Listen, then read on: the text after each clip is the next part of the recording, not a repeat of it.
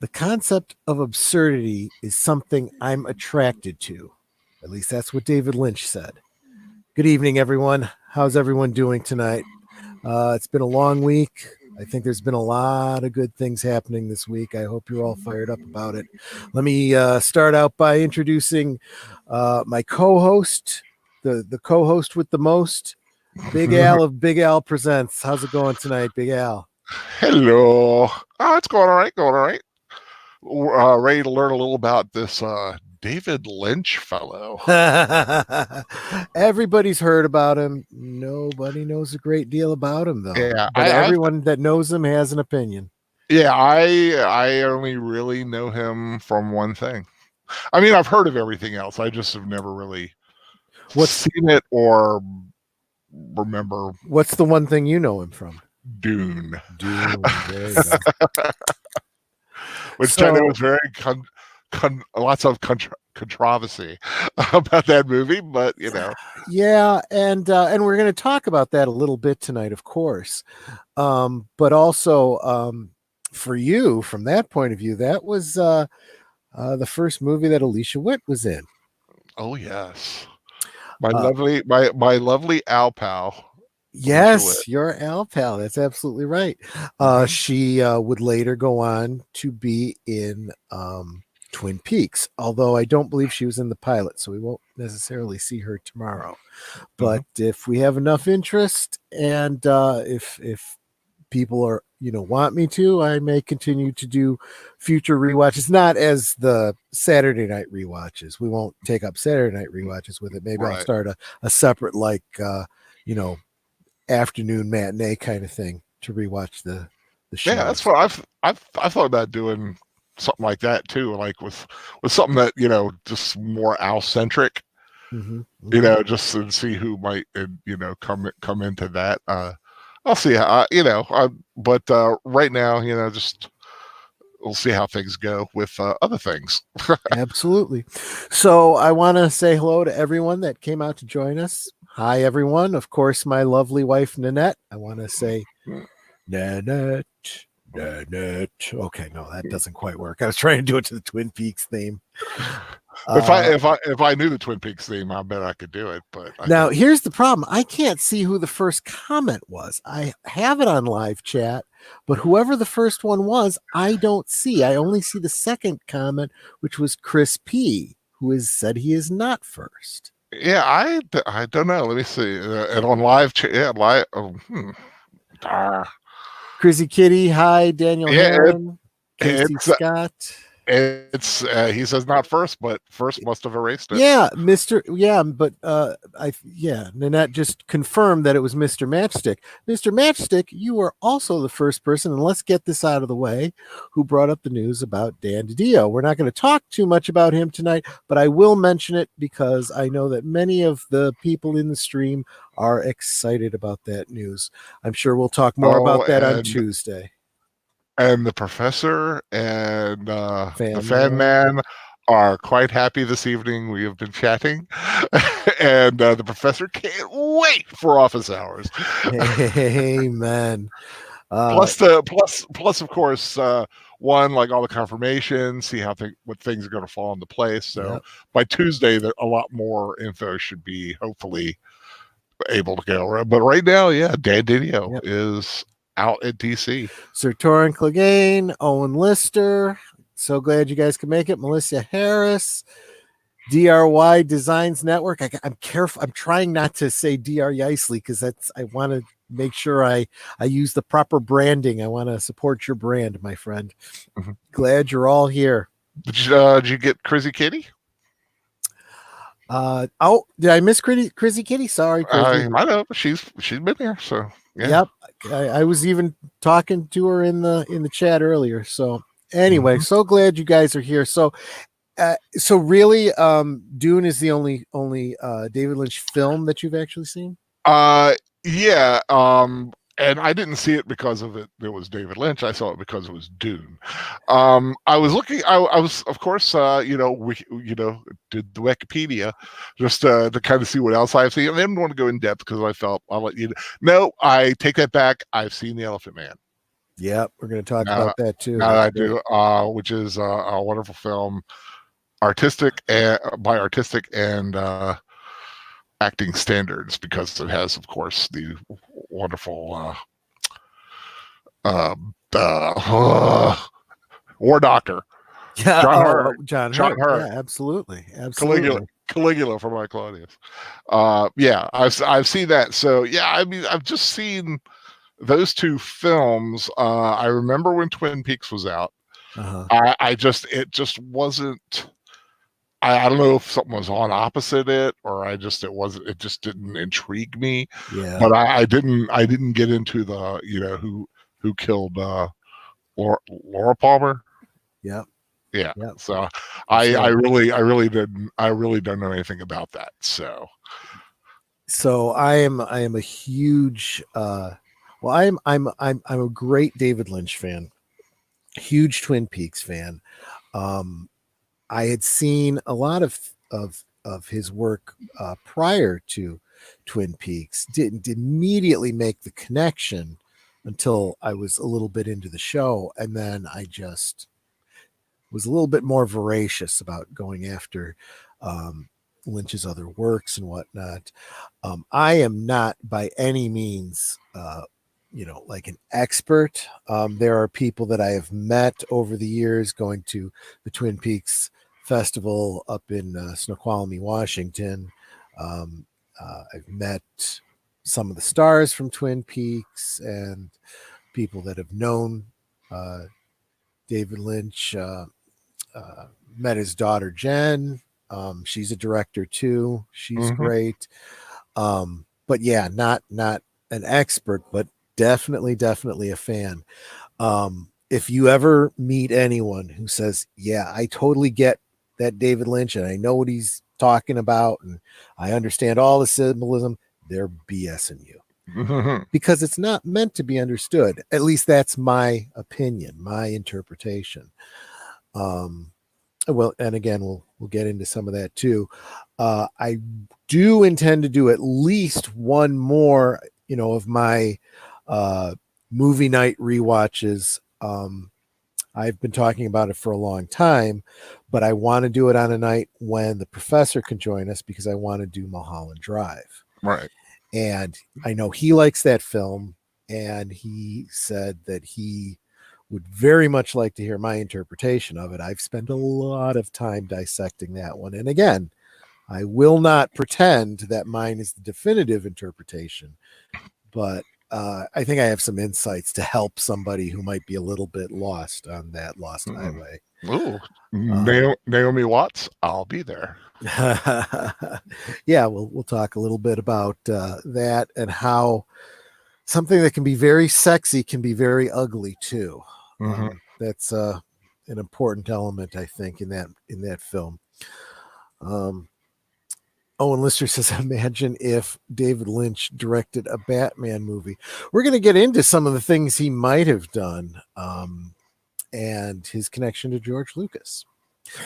But anyway, I think that to understand David Lynch, or at least to attempt to, let's start at the very beginning. I hear that's a very fine place to start. Hmm. And it was my first Lynch film. Um, I guess it was the one that most people think of as the first. He's, I in the beginning card here, I said something about him being a director, and people tend to think of him and describe him as a director, but he really is an all-around artist. Hmm. He's a painter, he's a writer, he's a director, he's kind of a producer. He's produced a lot of his own stuff, or at least he's self-financed. Um, but so he did a movie, uh, started started working on it in 71 or 72, and that film was called Eraserhead. Hmm. And if you've ever seen that film, you will remember that film. Yeah, Melissa Harris likes Eraserhead. It was his first cult classic. Um, and talk about something that you you kind of start doing when you when you're actually working on something else. He was working on another project. I can't remember the name of it. It just never really got off the ground. And he wanted, and he was doing it in conjunction with someone else. And he really wanted to do something of his own. He wanted to create something that was not dictated by someone else. He had a vision basically, and Exactly. And that's going to be a key to it's a key theme for him. You'll see, and he's had his battles with Hollywood and with the television thing and networks and stuff, kind of pushing against him, creatively. But Eraserhead was entirely his own. He came up with that and ran with it. Started a little, independent film group that included just friends of his, one of which you might know the name, Sissy Spacek, Jack Fisk. Nope. Okay. Yeah. Yeah. But anyway, and it was really originally meant to be just a very short film. The script was only about 20 pages long, but it ended up being a little over an hour long, filmed all in black and white. And to say it was avant-garde would be kind of an understatement, I think. Well, I do know. Well, I mean, you say avant-garde. I mean, just the poster image, yeah, the main character. I mean, that right there, people know that image who don't know what it's exactly. And that's but that there just evokes weird. Exactly. That actor is Jack Nance. Mm-hmm. From everything I've heard from all of the people that have worked with him, heck of a nice guy. I never got a chance to meet him. But he became one of the mainstays with David Lynch. David Lynch has this tendency to use the same actors over and over again, kind of like a theater troupe. Yeah, like Tarantino and exactly. They kind of have their. You get the impression that these very Tim Burton, these talented artists do have this tendency to build these relationships. Owen Lister's asking what I would consider David Lynch's style to be. That's a good question. That's very hard to pin down, Owen Lister. The cop out is to say, well, it's the Lynchian style. And I don't think David himself would really have a problem with it being described that way. But he's got a very dreamlike way of telling a story. And I think that if you and I'm gonna put that right up front. If you use that as your guide to how to interpret, I think you might be on the right track.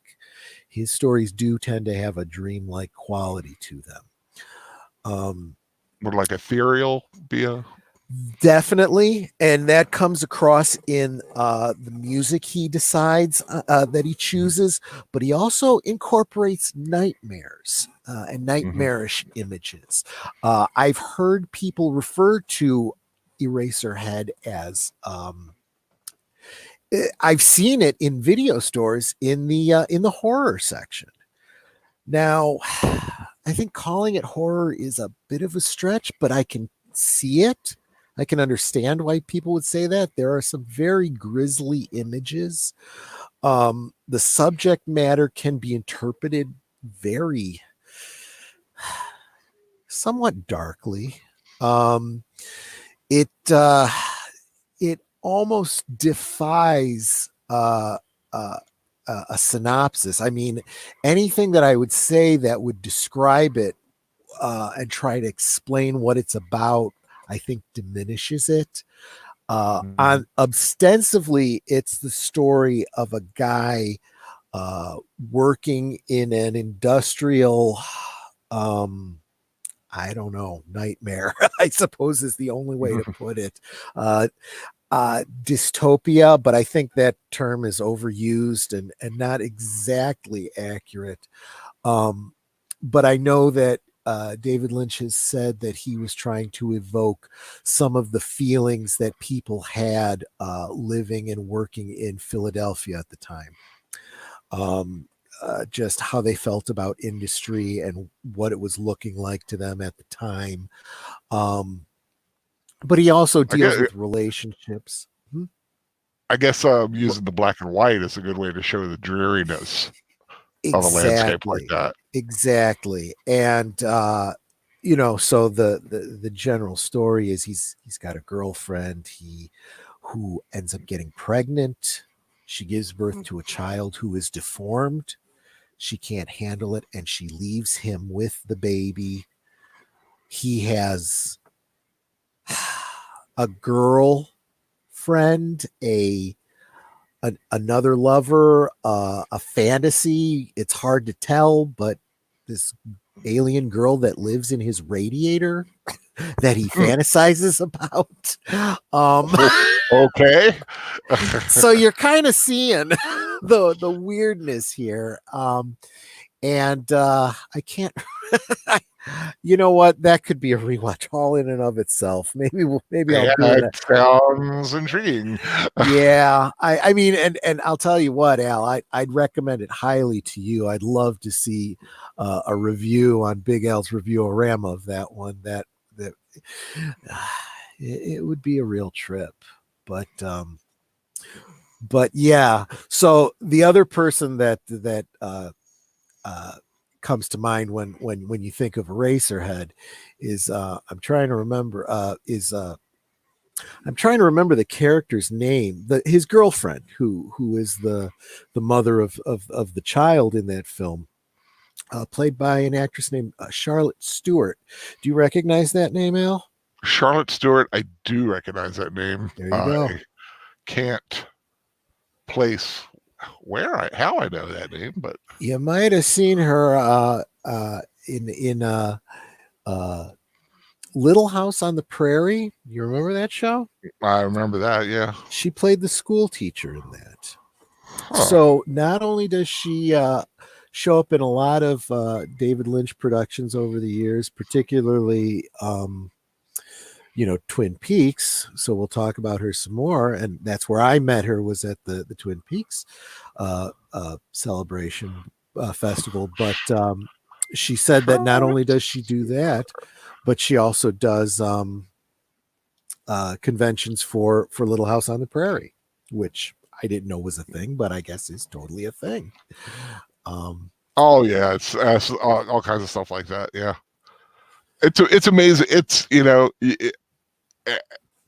a great source for actors who, for some reason, the industry's passed them on hits or just those fan favorite kind of shows or movies, and then you're able to keep going, like the horror conventions. You get a Yeah, lot of stuff like that. But exactly. yeah, Little House has a big following. I'm sure, like I said, you said David Lynch, of course, would. Yep, exactly. So that film was strange. He tried to get it into the how is that pronounced? The Cannes Film Festival? Cannes Film Festival? Con. I think it's Cons? Is that? Con. Yeah. I'm I not think it's that just artsy, Con. so The Con. Con. Like I Um, think that is how you pronounce the Con Film Festival, or Can, or Can. I Cannes, don't know. Cons. I don't know. I'm not that but but it didn't because not a lot of people understood it, and Hmm. so it didn't quite make it. But some people did see it and some people did like it, and it ended up making the what do they call it, movie circuit, and and it ended up becoming a cult classic up there with things Hmm. like Night of the Living Dead, Rocky Horror Picture Show, stuff like that. So it ended up getting him on the map, but it took him this short little 1 hour movie filmed on a shoestring budget. uh, it had to be like $12,000, something like that, just barely anything. And he paid for it mostly himself. I mean, he got a grant from the what is it, the American something or other cinema fund, something like that, but it wasn't enough to really finish it. So he ended up doing a lot of it himself out of his own pocket, you know. So that's how that went. But like I said, it got him on the map. And so that's what led to his big break, at least commercially speaking, with the Elephant Man. He ended up at some point, and I don't know all the details. I just know that somebody saw Eraserhead and shared it with Mel Brooks. And Mel Brooks, after seeing it, the quote is that he said to David, he said, "You're a madman. I love you. You're in." And he wanted him to direct this film. And he gave him a list of movies that he was looking for a director for, and David gravitated to The Elephant Man. But he wanted to make some changes. He didn't want to make it 100% authentic. And I don't know if this is true, but it was always my belief that the fact that he called the main character John Merrick instead of Joseph Merrick, which was apparently his historic name, seems to be an indicator of, yeah, we're doing things a little different. This isn't 100% accurate. So you said you'd seen The Elephant Man. Yeah, I saw Elephant Man. It's been a long time since I've seen it. It was I saw it on cable. Just found it fascinating. Yeah, I had heard about the character, the Elephant Man, I believe, on like an In Search Of episode. And then this, I was like, wow, let me check this out. It was on, I think it was on like cable, HBO or Showtime or something when I used to have those when I was younger and somebody else paid for them. Yeah. Well, not a lot of things have changed, but yeah, I thought brilliant film. Of course, Anthony Hopkins and John Hurt. I mean, I didn't realize at the time just how powerhouse actors they were. Yep, they were younger at the time, and they've come a long way since then. Yeah, but they were. I mean, but yeah. Well, John Hurt was still real. I mean, well, they were relatively unknown in America. I'll say that. Yeah. I'm pretty sure. But like Anthony Hopkins, you go back to an earlier thing of his, like The Lion in Winter, which is just an acting tour de force for the entire cast. And but you have him in it, and they're just great. Of course, John Hurt, just gave that part so much heart, and is able to do it under all that makeup. Yeah, he projected very well through that makeup. That's absolutely right. I love that Mr. Matchstick brings up connection. The classic line from The Elephant Man: "I am not an animal. I am a human being," and he portrays it with so much heart and feeling. It just melts you. And of course, we know it was parodied in the second Batman film by Burton, where the Penguin says, "I am not a man, I am an animal." Yeah. That's homage. That is key. Mm-hmm.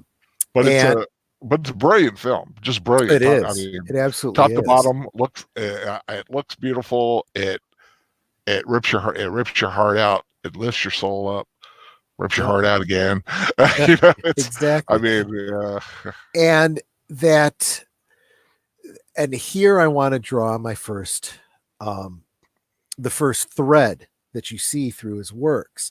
And I'm not going to try to explain it. I'm just going to point out that it is there. We had the deformed child that you see in Eraserhead. You see the deformity of Joseph John Merrick in The Elephant Man. and you will see that same deformity kind of carry through as we get to Dune and we start looking at, like, for example, some of the things that he took liberties with the Baron Harkonnen, with the Spice Steersman, and so forth. In fact, you look at the Spice Steersman and that design, and you look at the child in Eraserhead, and you go, definitely see, a theme there. But yeah, but the one thing that I'm surprised you didn't mention, and it's usually the thing people forget about the Elephant Man, and there's this really, really weird dream sequence right in the middle of it that doesn't make any narrative sense at all. And it's almost like David Lynch just flexing his David Lynchian muscles. Well, like I said, it's been a long time. I just probably don't remember. No, most people do tend to forget it, especially if they haven't seen it in years and haven't seen it repeatedly. But I've seen it more recently and just been like, yeah, that's Lynch, all right. But I want to take a second. I got a couple people shouting out at me. Oh yeah, we'll get to Straight Story later on for sure. And DRY Designs is suggesting was it Owen Lister? Owen Lister wants us to do a crowdfund to make our own movie. I think that would be a great idea. I'd love to know what he'd like to see us do. Yeah, that's true. He mentions crowdfunding. David Lynch says that at least some of the money that he got scraped together to do Eraserhead, he got from delivering Wall Street journals or something like that. He had a paper route. I don't know if that's just him making a joke or not, but it's something that he's definitely said. Whatever works. The Elephant Man, I said that it was his first mainstream movie, and I say that because it won him his first Academy Award. In fact, it won, I think, like eight Academy Awards. It won quite a few, actually, including Best Director. So yeah, that kind of put him on the map, and that brings us to Dino De Laurentiis, who wanted him to direct a film. Oh, actually, I should back up because this is where we're about to get into Dune. But before Dune, it's very important to note that this is where sorry, go ahead. Just say you were talking about the Academy Awards. Yeah, it won a few. He did not win Best Director, though. He didn't. I'm sorry. No, he was nominated for it. He didn't win. Yeah, he was nominated. John Hurt was nominated, but they didn't. Well, I'm looking back, you would think he should have won. I'm sorry. I sometimes tend to forget the difference between winning the award and being nominated for the award. I'm going to go back and see what did win. Ordinary People. Oh, and Robert Redford won for that same film. De Niro won for Raging Bull. Sissy Spacek won for Coal Miner's Daughter. How cool is that? Sissy Spacek, who was with him for Eraserhead. That's pretty wild. So anyway, it was about that time. We're coming up on with the success of Star Wars. This is important because it leads into Dune. Star Wars was popular. We had Empire Strikes Back, and George Lucas had reached out to David Lynch to direct Return of the Jedi. Did you know that? Yes, because you've told me. Oh, really? Yeah. Before tonight? I believe so, yes. How cool is that? That's really neat. And the reason I bring that up is not only the really cool connection, because I do see some similarities between George and David, the having a vision, doing a lot of it themselves and so forth, and those kinds of parallels. But the fact that Star Wars is borrows or homages or, steals, if you will, Mhm. a great deal, arguably, from Dune. The elements of the mystical, the desert Yeah. planet, the would-be hero, and so forth. But David Lynch then ends up going on to actually direct and at least partially write the screenplay for Dino De Laurentiis's Dune. And here we start getting into some serious elements of the artist being kind of manipulated and forced by the the machine of Hollywood and the people that are financing it to sacrifice his vision for their vision. Mhm. And Dino De Laurentiis was looking to create his own version of Star Wars. He wanted to see that kind of success. And as we know in retrospect, it really was not. In Hollywood terms, it was a flop. Mhm. I think they only made back half their budget on it. That's definitely a flop. Um, we could compare Mhm. it financially speaking to things like no, I'm not going to compare it to any modern films. We know what's been flopping, and they flopped for very, very different reasons.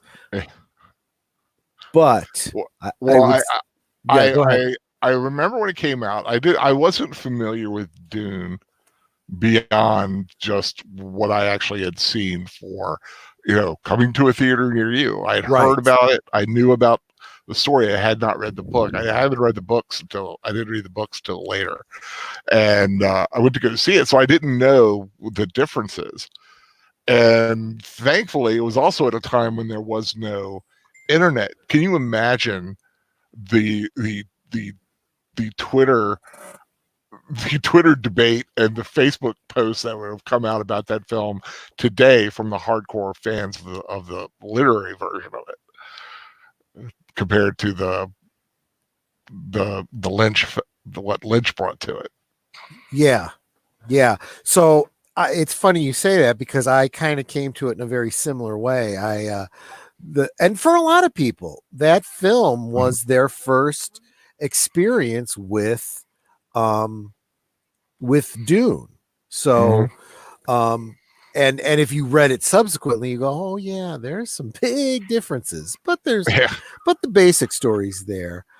Um, but yeah, so the whole sound weapon thing. I don't know where that came from. Well, it was, and there you go. That was one of your first ideas that was kind of pushed onto to David with that was they needed they needed Dune to have its version of the lightsaber, but instead of Right. light, they wanted sound. So it's cool. I mean, I think it's a cool idea. The sound weapon. And I've used that actually in some D&D games that I've used that were um Nanette's asking, so are all the fans considered to be a lynch mob? I had never heard that before. That her bringing out up is the first time I've ever heard that. It's actually quite clever. Quite Um, clever. Unfortunately, though, brings up some other yeah, unfortunate. it does have unfortunate connotations, Yeah. but you're right. So but that was one of the things that you got to work this in there, and I think there was some sort of an idea that it would have been something marketable. They could make a toy out of it.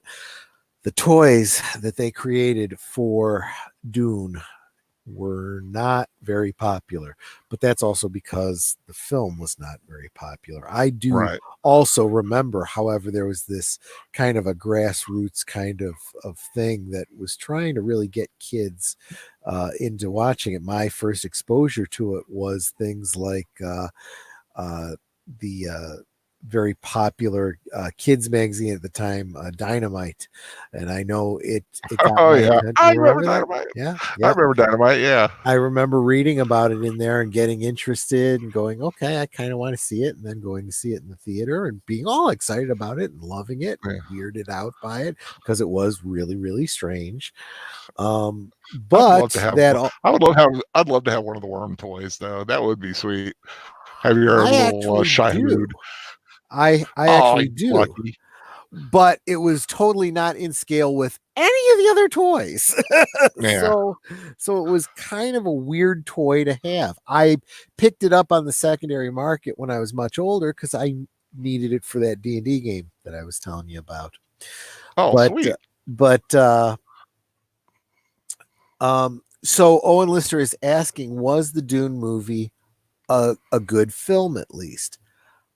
I will say I yes. I think it What would you was. say? I like it. It is very, looking back, it is very stylistic. Yep. It's got great art direction. I think the design of the film is Yep. wonderful. The music of the film is great. Uh, I think the actors are pretty good. They get but the story they got all screwed up. Uh, but the skeleton of it is there, but a lot of the stuff just got left out and some other stuff done to it. So, but overall, it's a great film to sit down. I mean, if you're a sci-fi fan, if you don't know Dune, if you don't know the book, it's a great watch. It's a fun watch. It's an epic film, great effects. But like I said, if you know the book, I would suggest the sci-fi the Yes. sci-fi series, Yeah. Yeah. which is a lot more Which was yeah, one of the examples where sci-fi did what I consider to be a much better, made for sci-fi. yeah, It's hit or miss. Either it's really, really good or it's really, really bad. yeah, And this was very, very good. They went on to do a sequel miniseries that was Children of Dune, which was also great, but then they also recast some roles which can get yeah. kind That of just confusing, and you know. it looks like they didn't spend the money that they had on the first one, I because some agree. of this it looked like a pale version of the first one. Yeah. If I don't know if understand, but I mean, still fun. Still good. It's still a good watch. And But they took two books. They did Dune Messiah and Children of Dune, and made it right. into that. Yeah, and Exactly. they called it Children of Dune because it was mainly about the kids that were the how the kids would come about. And which I think, of course, does a disservice, which is why I'm glad that the new I mean, I don't know if it's going to be good or not, but I am encouraged in one regard that they're taking Dune and splitting it into two movies. I think that's the better way to go than That's a taking good two books and squeezing it into one product. I don't that's want a to good choice. That's a I good don't want to choice. go too far down that road because that would be a talk for I think Dune deserves its own separate I don't know Talk. talk from us. I think We'll have to do a Dude rewatch, of course. I agree with you. Maybe we should But do that sooner than later, and then I by would the time the agree. episode comes down, do the miniseries. I fully agree with you. Unfortunately, it's going to mean I have to replace my discs. I don't know what happened to them. I had both the sci-fi collections in disc, the original discs, and somebody borrowed them, and I have no idea who it was, and they are completely lost to me. I've asked around the usual suspects, and nobody seems to have it. So sadly, I I don't expect to get those back. The only Yeah, way I'm going to get those they're is if fairly. They're fairly. They probably is fairly inexpensive though.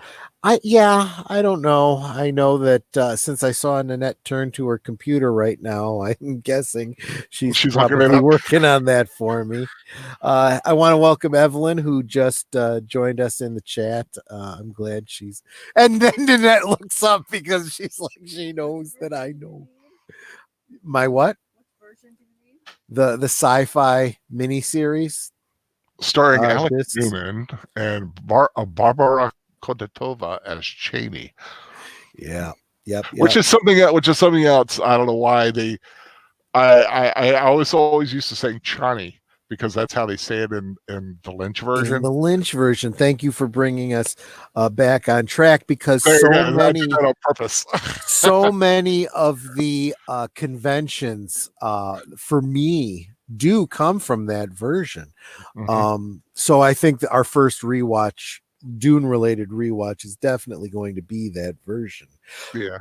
And it's that version that's very important to what we're talking about tonight because Sorry. yeah, great music. Music is always very key. In this case, done by Sting and Queen. No, it's Which Toto. oh no, Toto. You're right. You're It's right. Toto. Thank you for correcting me on that. Still, Queen did great Flash. music. Flash Gordon. Did Flash right? That's where I was confused. You're right. Exactly. Great music. But the star of that film would be another Lynch mainstay that introduces Kyle MacLachlan. A little bit old as a casting for Paul Atreides, but I think he did a great job. That film's answer to Luke Skywalker in many ways. And going to be very important because he was also the star of Twin Peaks when we get to that, which we will very shortly. But before that, he was in. He was. Oh yeah, you're right. I'm kind of going out of order a little bit. But he was actually. You're right. It wasn't Dune that was first. It was Blue Velvet. Thank you for keeping me on track. You're doing a great job, my friend, as a co-host. There was I actually am forgetting which came first. Was it Dune or was it Blue Velvet? I think Dune was first, but let me go back. See here. Get back on my Lynch page.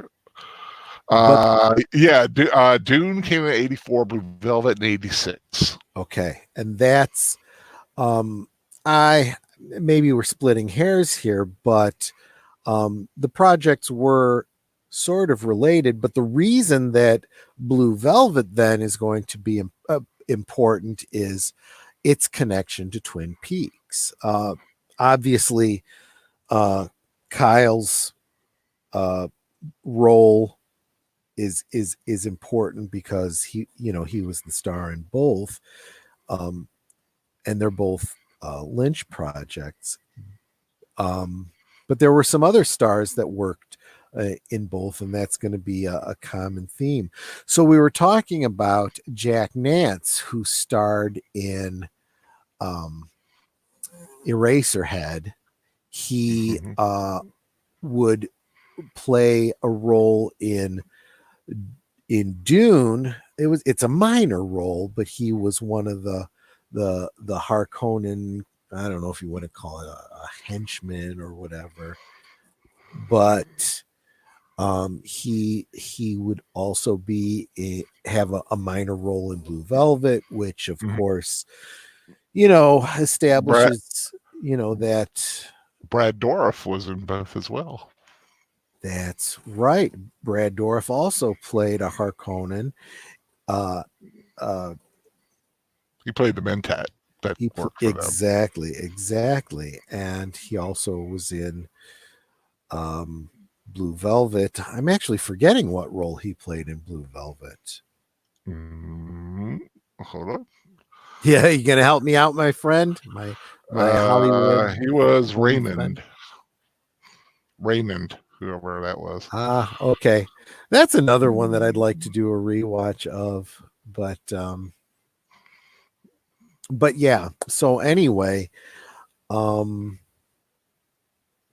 I'm kind of losing my focus again because I'm trying to watch the stream. I'm trying to focus on what I want to say about David Lynch. It's wow. I just don't know how the professor does this. I really don't. Uh, he's more prepared usually than I am. I tend to be more off the cuff like Well, you. yeah, I'd give you help, but like I said, my Lynch knowledge is limited. Yeah, that's okay. And again, I'm going a little Um, bit. Kevin, well, let me ask a quick question then. Sure. Why is this called the lime green primer? Oh, that's a great question. I'm glad you did that. I pulled that because I just needed something stylistically to work from. There is a collection of DVDs called the Lime Green Box that has a bunch of Lynch. Well, I mean, if you were to like Google it up right now, it was a collection of other re-releases of Lynch projects, some of them that had been done before, others that were never done before. Some of them were previously only released in VHS that were now in DVD, such as the musical pseudo. I don't. It's another one of those projects that's very hard to define. Yeah. Called Or unless you're what? saying you should crack open the Kraken and just let loose. Yeah, I thought about that, but I kind of need my faculties because there were two ways to go. I could go with the alcohol, which would be a very Lynchian thing to do, but I also kind of need to think about what I'm doing, and I'm not sure it was necessarily there was I could have gone either way, and I just didn't. But yeah, I agree with you, and I understand. But anyway, it's a thought. It was a way to go, and we will, I'm sure, eventually do a Blue Velvet Night. I would not be surprised if we didn't. So that was or was not a film that you have seen, Al? Blue Velvet, I've think I've seen part of it. I vaguely remember it, but I don't think I think at the time it just wasn't something that piqued my interest, and I've just never gotten around to seeing it. But it would be probably interesting to watch it. I'd probably enjoy it. I just have never gotten around to seeing it.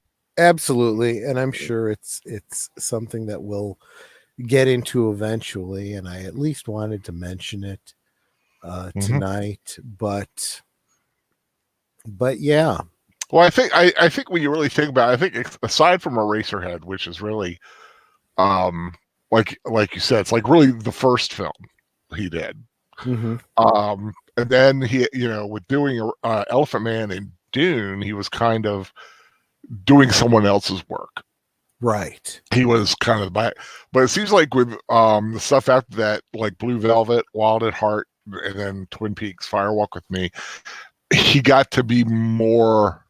It was more his vision, a la Eraserhead, than the other. It's like he was finally being able to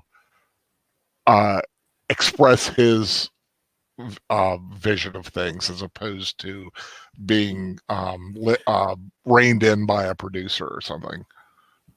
And Am I right? I'm just guessing. no. I'm going to have to say, and I appreciate you asking that question, because I think that in so many ways there is no right or wrong when it comes to Lynch, but it's a good question to ask.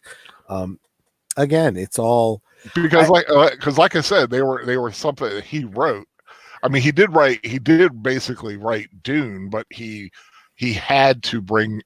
I mean, he had to use the source material for, and of course, the Elephant Man. He was kind of it was a historical piece. Can't really do much there. He did a few things, but it seems like when he started to actually be the writer and director, and when he was able to basically do the film the way he wanted to, that's when it really the Lynchian style started to really take flourish, as it were. agreed.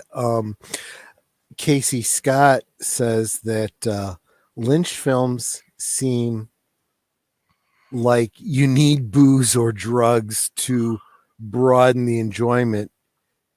If I can say, you absolutely can, and that's a valid interpretation. Well, I mean, you look at some films that are just so really. I mean, think of like Ralph Bakshi, like Wizards. That is not a film that most people watch sober. I mean, I do because I'm already kind of a little loopy. But I mean, there are some films that really can kind of what's the like heavy metal.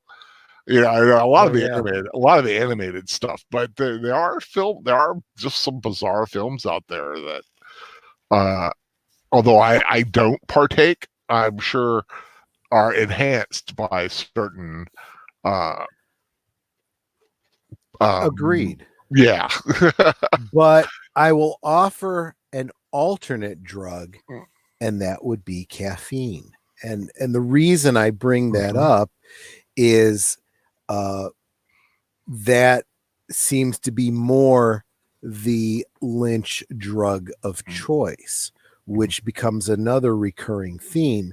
I mean, here I am drinking cherry Coke because that's kind of my my drug of choice tonight. Instead of going alcohol, I went caffeine in honor of David Lynch. That's your good old cup of Joe. He enjoys coffee.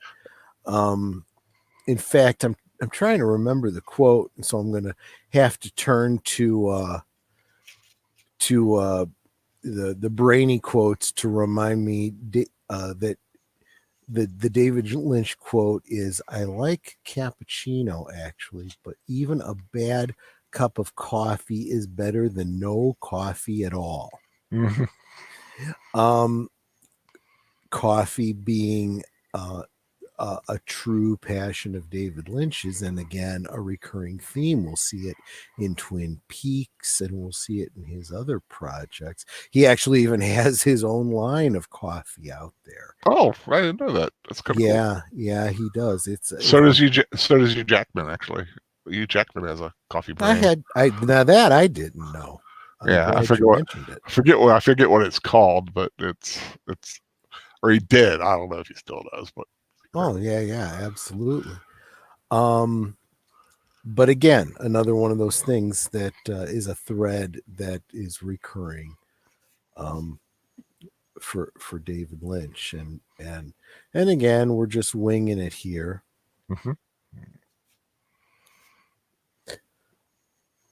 I'm gonna hit because Casey Scott says Lynch films seem like you need booze. Okay, I guess I'd already said that. Owen Lister says like Fear and Loathing in Las Vegas. Great observation. I'm not sure that I actually saw that film, but it's a great take on it. I mean, the cover. I mean, not the cover, but the poster for it. You got you get that weird, like distorted thing, kind of tells you what to expect when you go in. Casey Scott says, that needs lots of cream and sugar for him to enjoy for that For him to enjoy a good cup of coffee. Exactly. Yeah, I'm like that too. I'm not a coffee drinker at all. Like Yeah. I really haven't had a cup of coffee in forever. But when I have had it, it really has to be, cream, cream and sugar and uh whatever else that might go in there. Though I do like a Jamocha shake from Arby's, but that's about my cup. That's my cup of Joe. But there you go. But just to let you know, I still haven't got that file. Yeah, we'll have to look at that again later. But maybe check the email. I don't know. Maybe my email might have gotten. We'll definitely get to it. But yeah, after Blue Velvet, there was Wild at Heart with Nicolas Cage and Laura Dern. Now, Willem Dafoe, wow, and Isabella Rossellini again. That's another. That's two in a row for her. I'm glad she was lead Blue Velvet.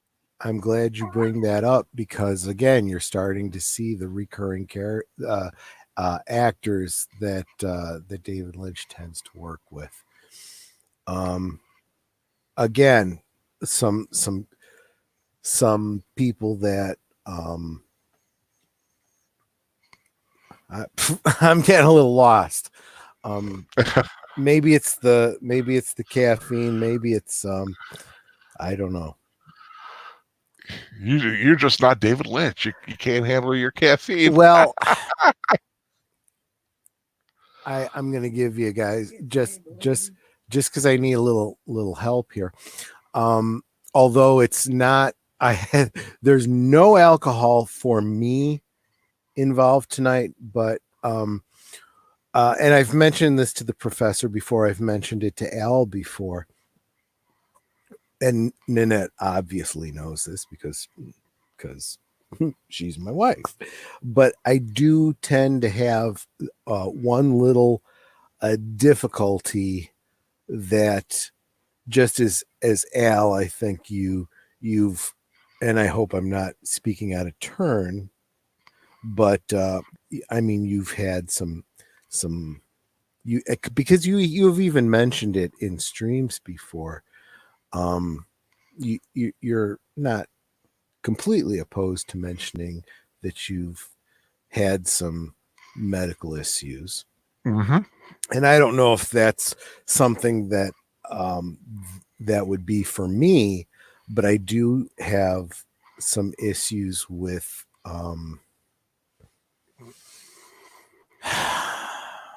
I'm not even sure how to put it, but I do tend to get a little loopy and a little lost in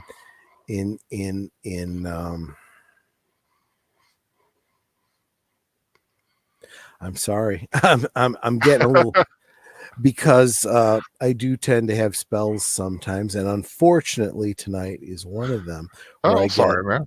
No. Yeah, and it's not necessarily a good thing or a bad thing, but I lose my focus. Well, like I said, we all have our thing. We all have our thing, man. I will. Thankfully, I haven't really had one in a long time, but I'll get my little panic attacks or anxiety attacks, and they're not fun. When they happen, you kind of got to shake it off a little bit. But like I said, I don't know if you want how much longer you want to go, but it seems like I said, Lynch does have a very eccentric style, very eerie, almost a little eerie sometimes. Very, like you say, in that dreamlike state, which I think not only does he can do with the visuals, but with the music. Exactly. Right? Yeah, and he kind of just makes.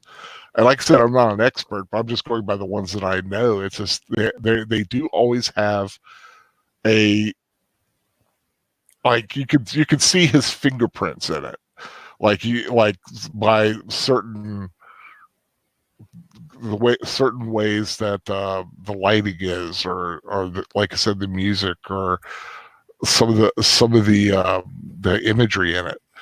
He really brings. But yeah, I'm going through some of the cast here, some of his movies, and you see the same names all the time.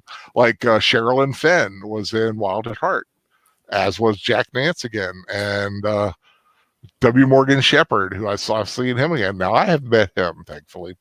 God bless his soul. He's passed. Is Isabella Rossellini, of Harry course, like I Dean. said.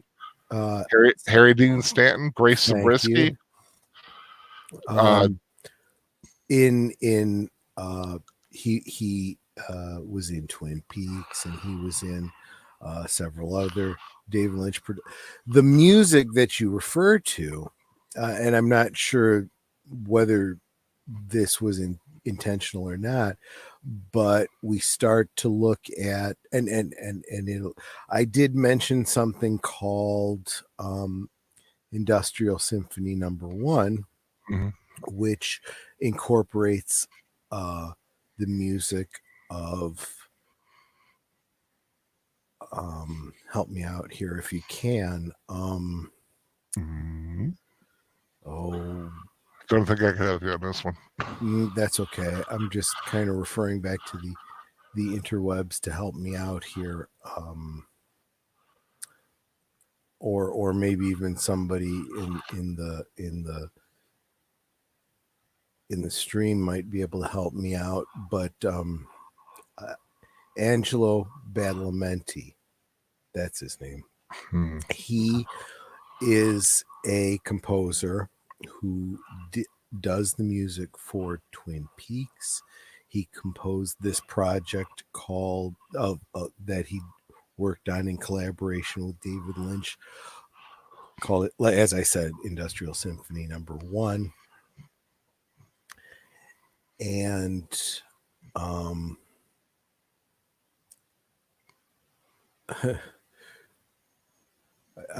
Evelyn Hampton says, Troy, that's a sign of a genius. What is the sign of a genius? Help me out there.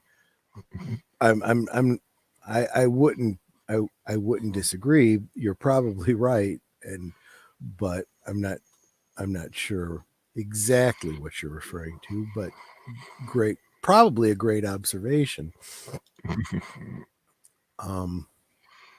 Good night, Owen. We're losing him, and that's okay. There's nothing wrong with that. He hung out for a bit, but occasional loopiness.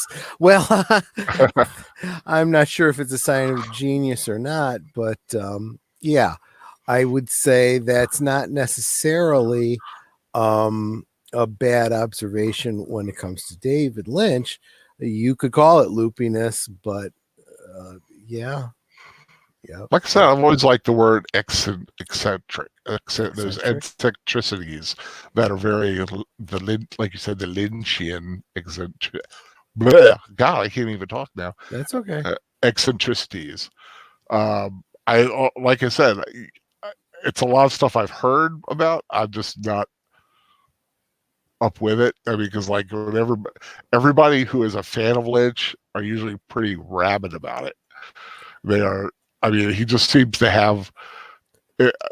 If you are a fan of his, you just seem to consume everything that he's done, and like even you said, dissect it, go through it and really. Oh, everyone has their own take on it, and there. I think I said before there is no right or wrong, but I'll tell you, there's some people that have very ardent, strong opinions, but David Lynch himself will never. I mean, he'll always listen to them, and he'll neither agree nor disagree, but he will always enjoy hearing it, and at least saying that it's an interesting interpretation, whatever it is, because I think he loves that. I think that the whole, what do you call it? The professor has mentioned this too. The interpretation of the death of the artist, or the death of the author. That's the term.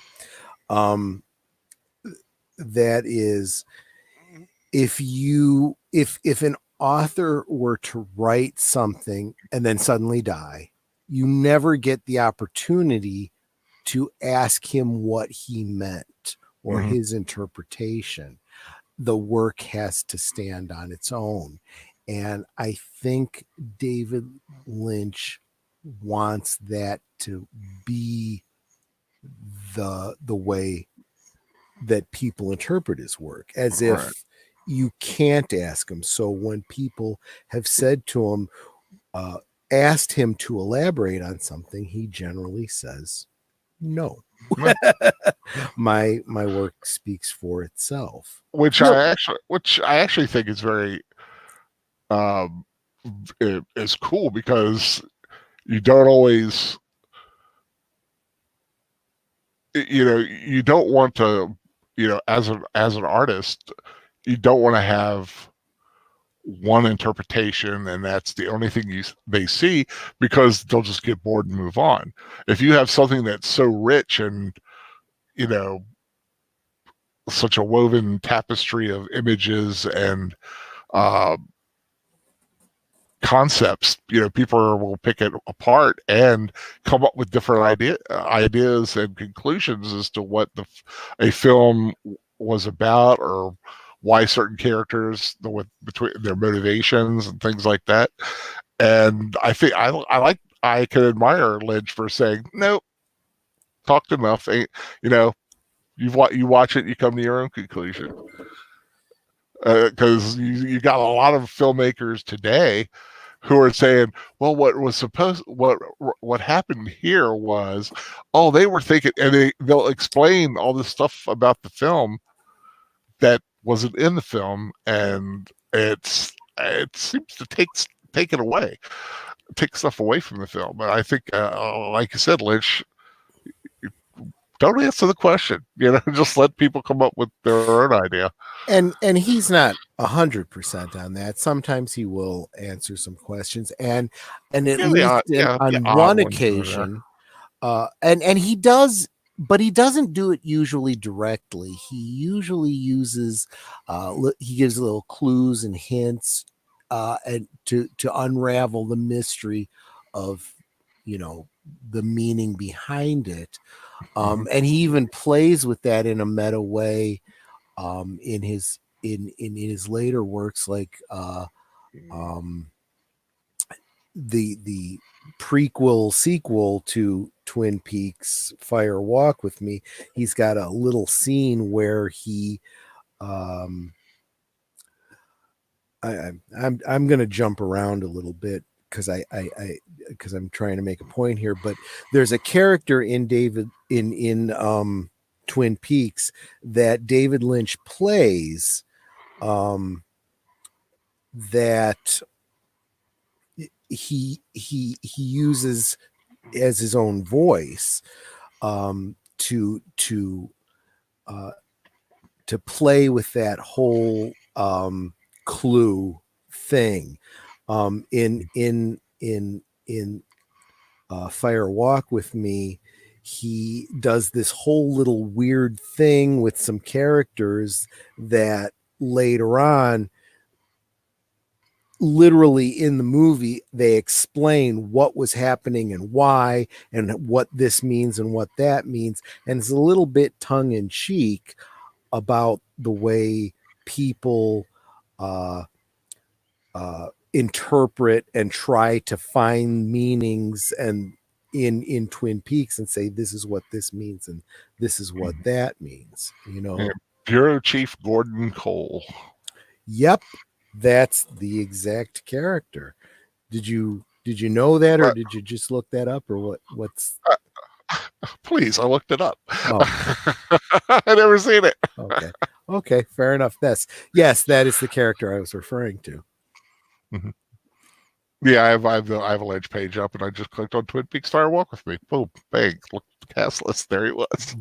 There you go. Yeah, no, that's very good. No, I didn't know. You might have known that, but that's very honest of you. But I appreciate you doing that too, because Mhm. that certainly helps. But and I didn't know if I should mention the name or not, because I didn't know if it would mean anything to anyone. But I'm sure there's people there might be somebody in the chat who's actually Yeah, seen the somebody movie. somebody probably Um, knows.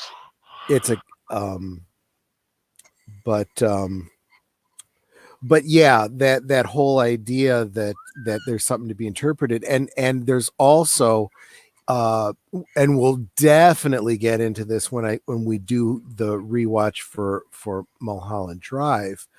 um there was uh a list of things that Lynch shared up front. It was a there was actually the people that saw the preview of the film that were invited to see it were given a pamphlet that had this list of little clues to read and watch for as they watch the movie, and I'll share that when we do the rewatch. So there's an example of him giving you um the clues to one of his projects up front, but it still doesn't answer the questions directly. It kind of just points in the right direction and gives you something to think about. Mm-hmm. The it and that and that brings up another theme that is common with David Lynch's works, which I suppose in a way goes back to what someone else was asking. What is his style? I'd say less, although there are horror elements, I would say the mystery is definitely the most common theme. Um, Definitely, drama, but when you think Twin Peaks, when you think Mulholland Drive, when you think Blue Velvet, there's the literal mystery genre, but every single one of his uh, projects, even if it's not a mystery in theme, definitely has a mystery or multiple mysteries to draw out of them to find the meaning of what he's saying, because his stories are not always linear and they're not always straightforward, Mm-hmm. and to say they're weird would not be wrong.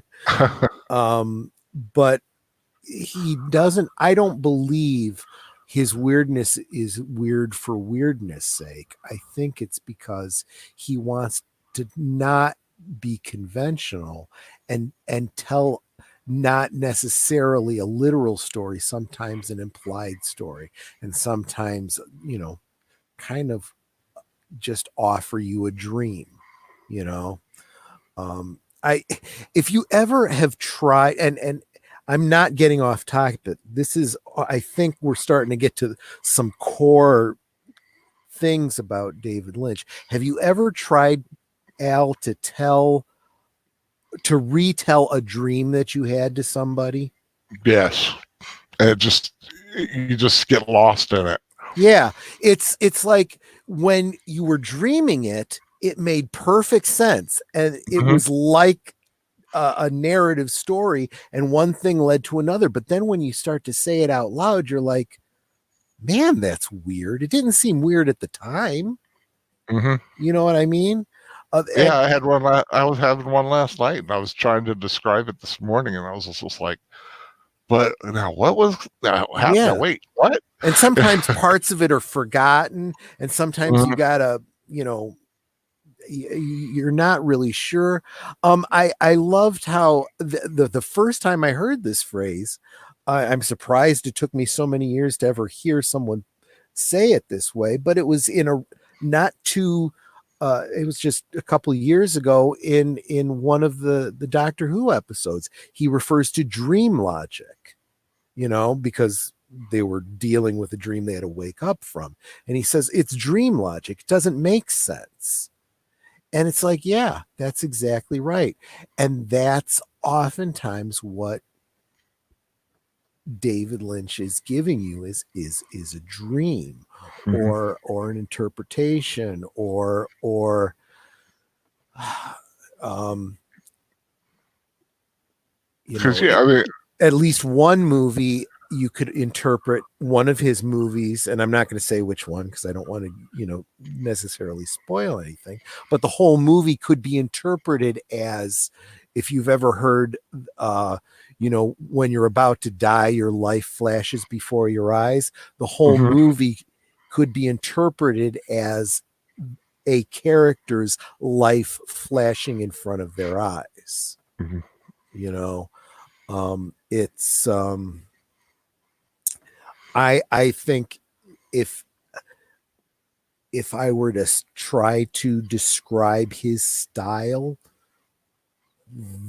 these elements that I've mentioned so far in talking about the dreams and the weirdness and the mysteries and the you know the recurring elements, I've really only mentioned a couple of them, like the deformities and the tragedies um and the industrial things. um that would be And Lynch's style, and there's no yeah, way to put that into a single word. yeah, because it does. I mean, aside from a couple of the works, he's got that neo noir mystery thriller, Yeah, yeah, almost like if you almost like something that could have been done in the 50s with like yeah. Bogart, or like a crew like that. He does have a tendency, because obviously he loves old movies and Hmm. old Hollywood. So he oftentimes at least references and homages them, and he'll use character names to draw your thoughts to those elements. Um, he he likes not only to evoke, the noir style, the 40s and the 50s, but he likes those elements to be somehow timeless. He wants to do, for example, you look at Twin Peaks, for example. Twin Peaks is clearly set in a modern setting, Hmm. but with elements that evoke the 40s and the 50s, Right. and people dressing in styles that are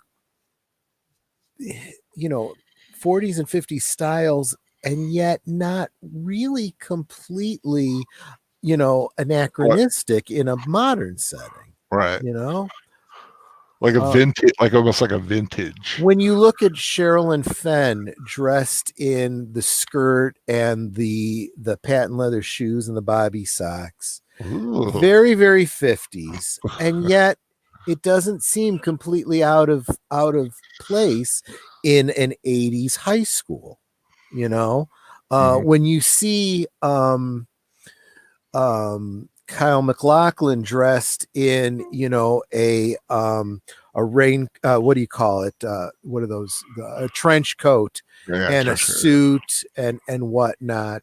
It's not, yes, it's very 30s, but it's also kind of timeless, and it Hmm. totally fits. There is this kind of he does look for that timelessness, Hmm.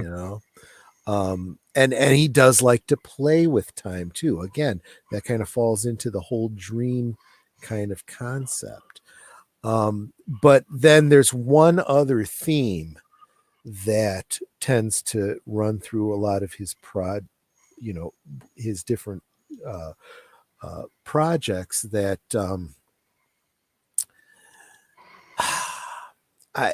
I guess I would describe it as the tragic hero, or the I want to say existential hero, but it's not existential. There's something a little bit more substantial than that.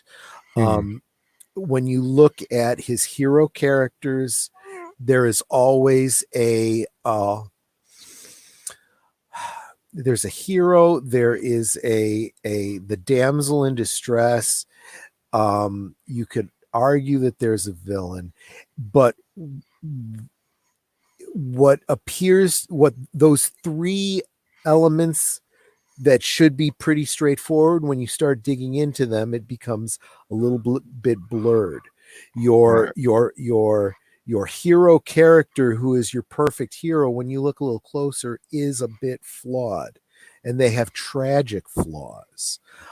Your damsel in distress is sometimes has elements of the villain, and sometimes is the greatest hero when you dig into it a little bit. And the villain may not necessarily be truly evil, and could actually have ulterior motives that could be actually more, I don't want to say heroic, but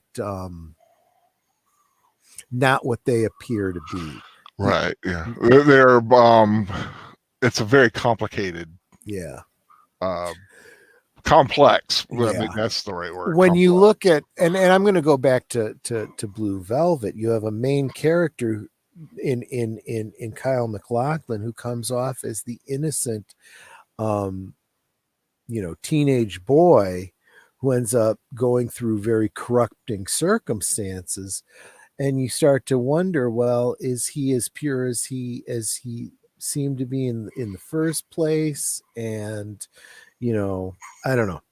Yeah, I mean, without getting into any one of his projects, I would rather speak in generalities. Right. Anyway, we really honestly did not get even up to, we were just starting to get into Twin Peaks, which probably isn't such a bad thing, because we're about to jump into Twin Peaks itself proper tomorrow night. And we'll do a deeper dive on at least the pilot episode on that. But from Blue Velvet, Twin Peaks, and then his projects after that, as we start getting into Mulholland Drive and Lost Highway and so forth, we start to see what many of us would want to describe as a shared universe. That's what we're calling it these days in the post-Marvel age. David Lynch himself has even said that in his mind, Mulholland Drive and Twin Peaks take place in the same world, that it has some of the same elements and stories, and some of the same things are going on. Right. So I'm going to just get into those a little bit by saying that we have a mystery with Twin Peaks that incorporates some supernatural elements into it, plays a little bit with timey-wiminess, and there's something going on in the world. I almost want to say Lovecraftian, but not, I don't want to go that far. We're not talking, Cthulhu, but we are talking influences from outside of the our dimension as we understand it. Extra dimensional. Yeah, something that's intelligences that are beyond this world, so to speak. You could call them spiritual, you can call them alien. And they definitely get into that. Now, it's also, as we start to get into the Twin Peaks era, that he establishes a relationship with Mark Frost. Now, who is Mark Frost? Where do you know that name from? Thank you, Mark Frost. You're good. I know the stammering you're doing is because you're like, I know that name. Why do I know that name? Well, plus I'm trying to see if Oh, I. you're looking it up on the Google, and that's fine. There's nothing wrong with it. I want you to do that because you're going to then see the projects that he's done. You're going to go, oh, yeah, that's where I know Mark Frost from. Darn it! Oh, I was trying to see if it was just around. I didn't. I was trying to see if I could do it without having to type in, but I don't see So the name. No. that's okay. That's okay. So Mark Frost is. So if David Lynch has been doing all of these movies and whatnot, now as he's getting to Twin Peaks, he's starting to come to TV. Mark Frost is your TV influence. Oh, And Hill Street Blues. there you go. So he's, Mr. Hill Street Blues, episodic television. And it was their collaboration together that brought us Twin Peaks. It was David Lynch's idea. Well, actually, I think they have both gone back and forth, uncertain which one of them really came up with what ideas. But David Lynch and Mark Frost sat down for coffee in a diner one day, were kicking around ideas, and one of the two of them came up with this idea about what if a body just washed up on shore? There's your mystery. We got to figure out who solved it. And because before that, the two of them were originally working on a project that was going to be about Marilyn Monroe, based on a book that was out about Marilyn Monroe. That didn't end up happening, but they wanted to do that sort of a story. Like the death of Marilyn Monroe. That's the mystery. Let's solve it. But we can't really solve it because we don't really, have the answer. They were going to do this mystery about a different person, and that's what became the death of Laura Palmer. The intent was they were not going to solve that mystery. The whole series was going to be trying to solve the mystery, and it never gets solved. Again, David Lynch's idea of it's the mystery, not the answer. Once you get the answer, the story's over. So again, we get into that element of the networks pushing an agenda, not an agenda, but they have their idea, and this is what we have to do to be commercially viable, and then ruining it. I don't think it's a spoiler when I'm talking about how the show ended up, because after the first season, which was really only a handful of episodes, because it was only like half a season, it was picked up on speculation. It was so immensely popular going into the second season. The network saw a little bit of a dip in the ratings. They said, we got to solve the mystery because people are losing interest. And David and Mark were like, no, you can't do that. That'll be the end of it. They said, no. We'll find another mystery. We'll just keep going. Yeah, well, David and Mark both ended up doing less and less work together. Then David left, and then Mark was not really as involved. And the later part of the second season kind of fell apart, and they had different people writing stuff, and they didn't understand David's strangeness, so they were just doing weird stuff for weirdness sake. And yeah, and then they ended up just canceling the show. Yeah, that's when you become a parody though of your own self. So what ended up happening was David walked away from Twin Peaks, but he came back for the last episode, and he directed the last episode, and he knew it was the last episode, and he purposely ended it on a cliffhanger. It was his way of sticking it to the network. So then when it's left and everyone's upset about that, they decide we're going to do another movie. We're going to do a movie, and it's going to be a Twin Peaks movie. And so everyone thinks, okay, now we're going to wrap up the end and solve the last mysteries. No, we're not. This is a prequel. This is not going to solve anything for you. That would drive people crazy, never getting the answer. Now, the people that understood Lynch, at least got the gist of him, were like, this is perfect, David. Oh, this is awesome. But the, in quotes, normies and definitely the network people were pissed. They're like, this is not what we signed on for. Too bad. You know? So, and I'll be honest with you, by this point, I was really, really into David Lynch. So when I saw Fire Walk with Me, which is a prequel, it literally is the story that leads right up to the beginning of the pilot. Mm-hmm. For me, it was kind of like, for Star Wars fans, what Revenge of the Sith would have been if it had been exactly what the fans were expecting, who grew up with the stories that, George Lucas told in Bantha Tracks, their imagination of what the prequels were going to be. Mm-hmm. That's what, to me, as a fan of Twin Peaks, Fire Walk with Me was, because we had uncovered a lot of the mystery, so we were learning as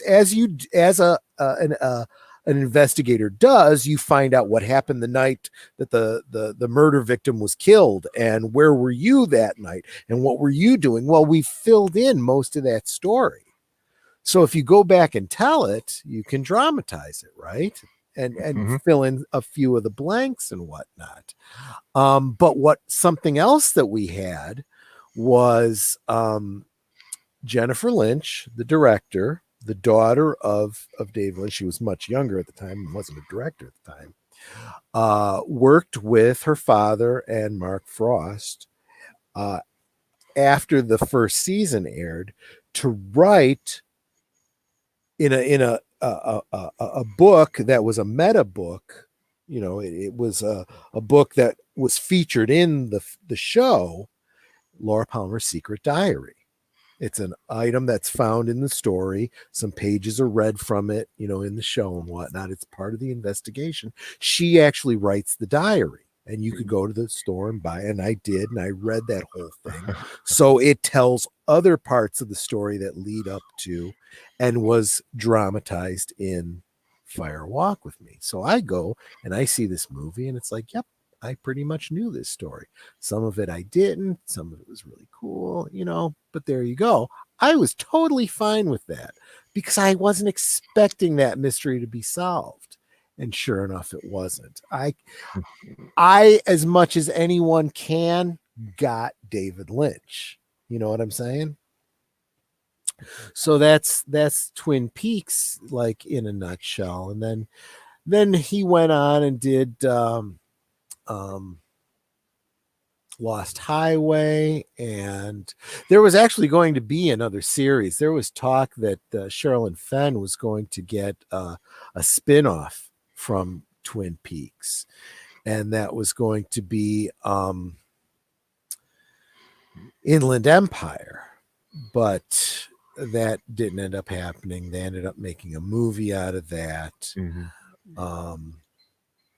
And then we jump way into the almost present, and Showtime picks up the revival of Twin Peaks. It was called The Return. And what's really cool about that, in another kind of meta thing, was that there was an important point in one of the dream sequences within Twin Peaks where Kyle MacLachlan's character has a dream about the dead girl, Laura Palmer, who comes to her and whispers in his ear, who killed her. He's like, if I can just solve this mystery, I'll have them. Or if I can just solve this, if I could just remember the dream, I'll know who the murderer was. And that dream sequence recurs a couple times, and in one of the later episodes, Laura Palmer in his dream says to him, is this the future? Is this the past? And then she says, I'll see you again in 25 years. And so this Showtime miniseries, The Return, takes place almost 25 years later. And it's like they literally waited this long to do this thing. And whether or not it was intentional or not, or just serendipity, who knows? But that's like perfect David Lynch, you know? And it didn't solve any of the mysteries. Well, maybe it solved some of the mysteries, but it created all new ones and then ends on a cliffhanger again. Oh, great. It is brilliant. And look, here's the thing. I've See, talked. Yeah. I can appreciate something ending on a cliffhanger Uh-huh. now. Yeah. You know, 15, 20 years ago, probably would have drove me insane. Well, think about this, though. The second season of Twin Peaks ends on a cliffhanger that is not resolved for 25 years. Mm-hmm. As fans getting together, rewatching these 2 seasons of shows and a movie and a couple of books, getting together every year and talking about it online, YouTube videos and discussions with interpretations upon interpretations. And my gosh, we have had fun doing it. We couldn't have done that if he wrapped it all up and it was done and all explained to us.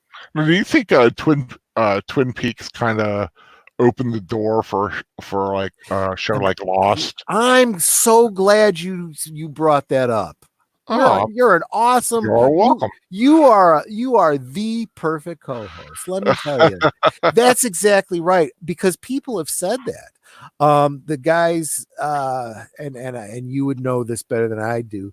The people that worked on the X-Files, Lost, Fringe, yeah, J.J. Abrams. Yeah, you can. Fringe gets so little love. Yeah, that was great. That was a great show.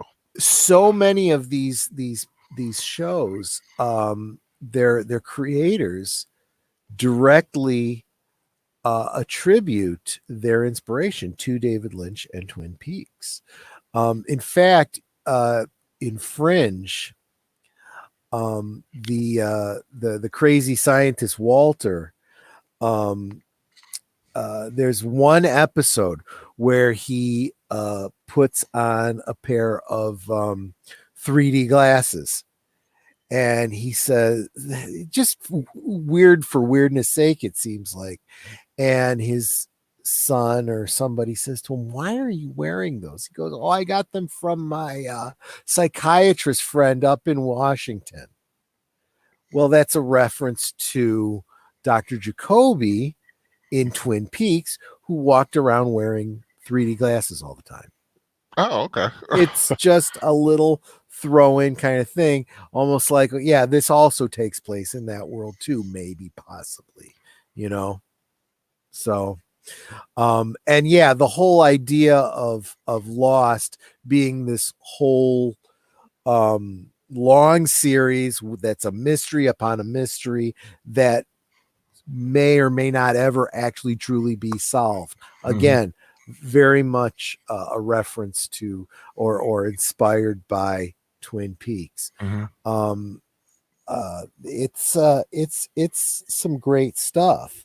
And I agree. I don't think we ever want the mysteries all solved. We want the mysteries to continue. Even if you think you know what the overarching mystery is, it's like, you know what, I hope that's not the interpretation. I don't want to know. And it's okay, because David Lynch will probably never confirm or deny it anyway. You know. So yeah, I think tomorrow night I really do want to try and introduce everybody to something. And if you really enjoy it, if you feel like the first episode gets you hooked the way it did to me back in the 80s, let me know and we'll continue watching some of them. But at least, if nothing else, you can see where a lot of things today were influenced by that, and people have outright acknowledged their influence of that they got from David Lynch. And I've heard, let's take it back to Dune, because again, we're going to be looking at Dune again, especially as the new movie is coming out. The director who's working on this new movie has said that he is specifically looking at. He said he's not doing a remake of David Lynch's film. He's going back to the original source material and trying to do something original, but he is drawing on some elements that were introduced by David Lynch originally that have become iconic and now are a part of people's interpretation of Dune. You know, things that weren't some visual elements that were never, you know, put into the books, that were only created by David Lynch, but now just seem right, you know? Right. Yeah. I mean, I don't know what he's referring to exactly, but I'm sure I'll pick them up, you know? Yeah, I'm looking for it. It's been a while. I haven't watched that in a long time. Yeah. It'll be nice to finally watch it again. So that's been and you know what? I realized that especially in the middle there, I got lost and was rambling, but you know what? I was worried about you, dude. Well, yeah, because I do have these spells from time to time, and here I am going, I'm not just going to end the show that I'm, you know, supposedly hosting, but at the same time, I don't think it was so out of place. I think when it comes to a David Lynch talk, there would be no better time for me to have one of those spells. So I'm glad it worked out the way it did, and I'm glad I lost my train of thought, and I'm glad it got all jumbly towards the end and we just started going in all kinds of different directions, because I feel like that's so appropriate to a David Lynch night talk, you know? Mm-hmm. Yep. Very, very good. And this seems totally off topic, but so totally on topic at the same time. Melissa Harris says, Troy, have you ever played Legend of Zelda Link's Awakening? It references Twin Peaks. I don't know exactly what you're referring to. I have played not Link's Awakening, but I've played the Ocarina of Time, and that jumping around in time seems very Lynch-esque, especially this Twin Peaks The Return. So yeah, I do definitely see how there are elements of that. And there's actually another video game that someone told me about where you play an investigator investigating a mystery, and there are very clearly some overt references to Twin Peaks in it. And I wish I could remember what that video game was. I had wanted to look into it. Mr. Matchstick said, I guess a Lynchian show I would have watched is Gravity Falls. No, I never watched that. I don't know. Yep, I've heard that too. I've never seen it myself, but he says also, I wonder how a Lynchian style of show of mystery on mystery would work in a sci-fi setting. I think that would work well when you start talking that way. It look very Blade Runner. I'm thinking first thing I started thinking of was the Blade Runner aesthetic. If you were to take Blade Runner and put some Lovecraftian elements into it, you'd totally have it. Yeesh. Who did? Casey Scott. I remember the game you're talking about. Do you know the name of it, Casey, by chance? And is it available on PC? Is it something I could get and try out myself? Or at least find on YouTube and, you know, someone who's done a walkthrough of it.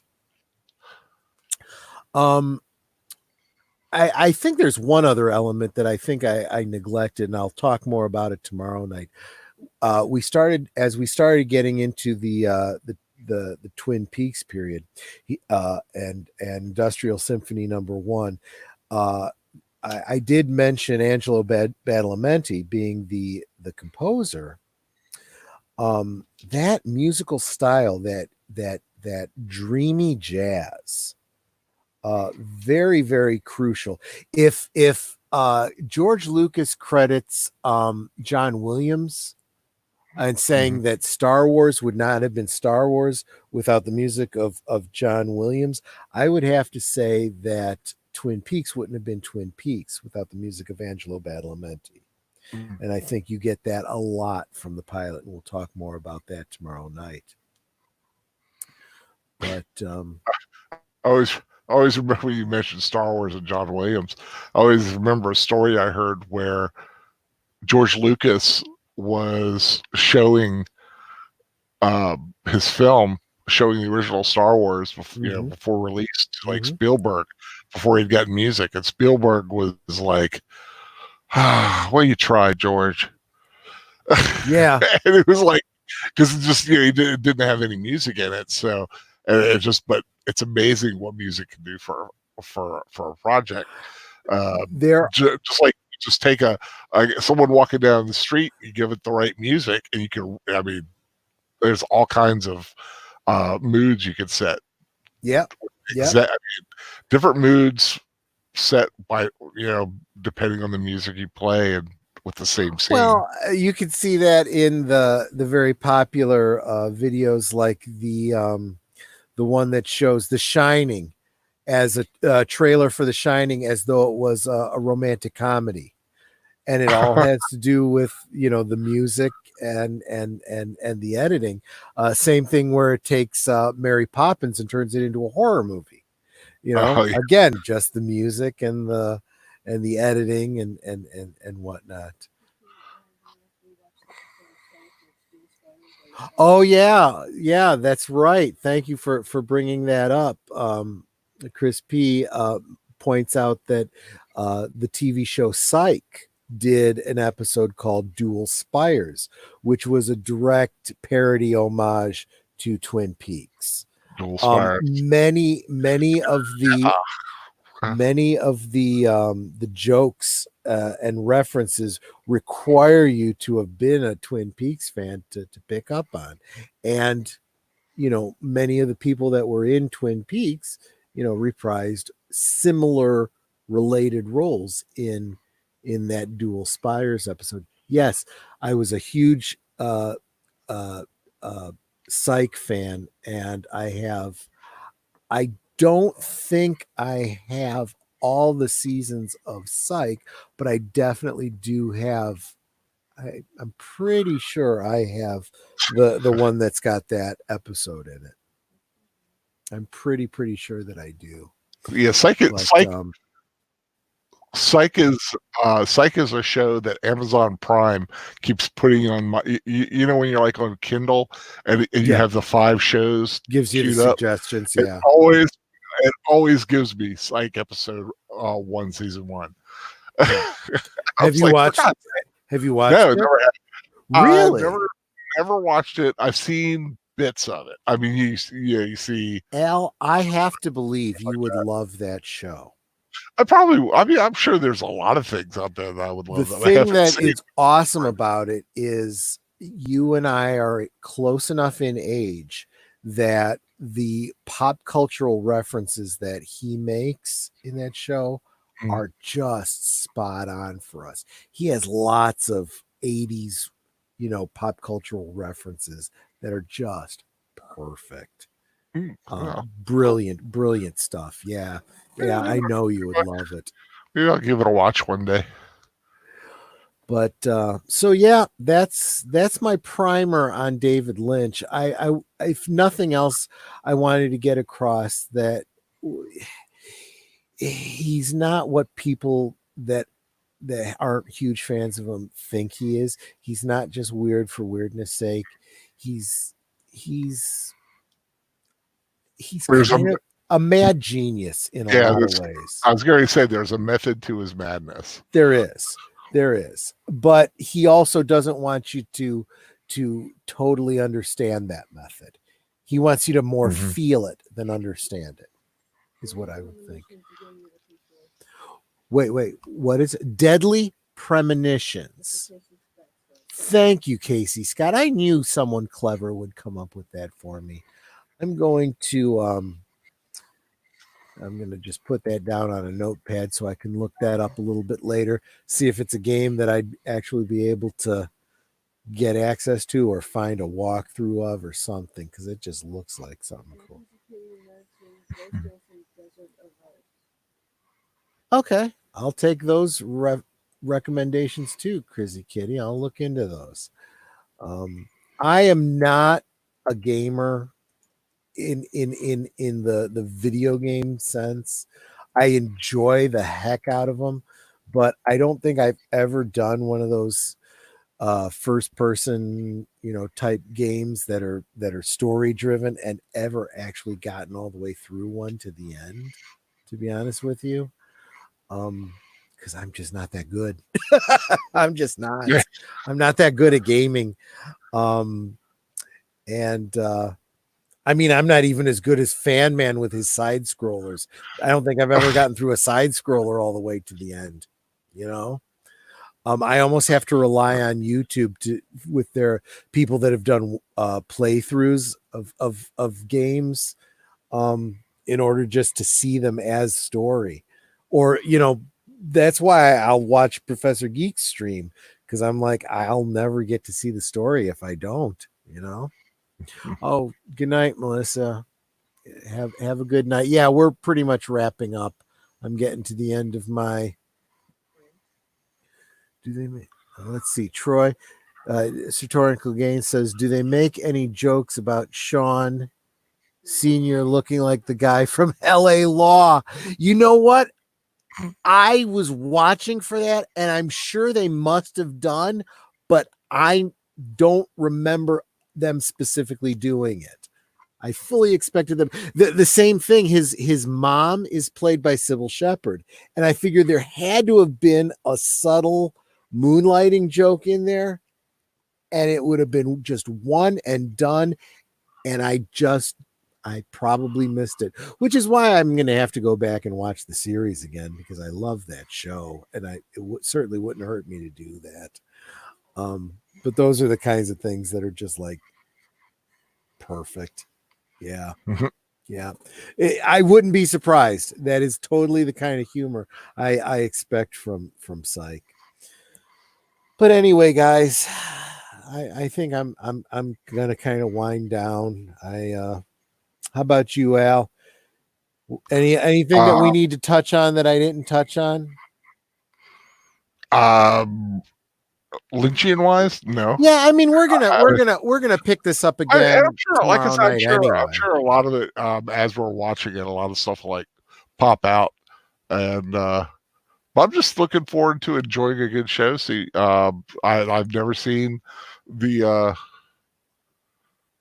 the Twin Peaks at Twin all? Peaks at all, really. No, I just know some of the things that people talked about, Yeah.